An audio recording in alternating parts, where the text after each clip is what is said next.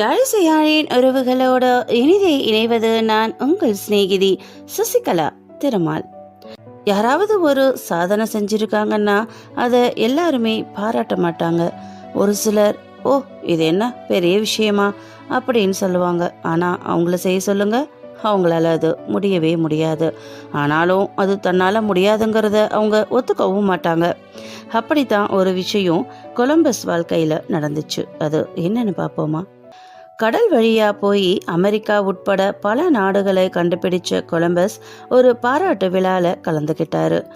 பொறாமக்காரர் ஒருத்தர் அவரை பார்த்து, நீங்க மட்டும் இல்ல, யார் அட்லாண்டிக் கடல்ல பயணம் செஞ்சிருந்தாலும் இவ்வளவு நாடுகளையும் கண்டுபிடிச்சிருப்பாங்க அப்படின்னு சொன்னாரு.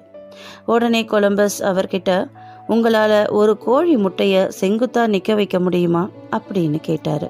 உடனே அந்த பொறாமக்காரரு பல முறை முயற்சி செஞ்சு முடியாம தோத்து போனாரு.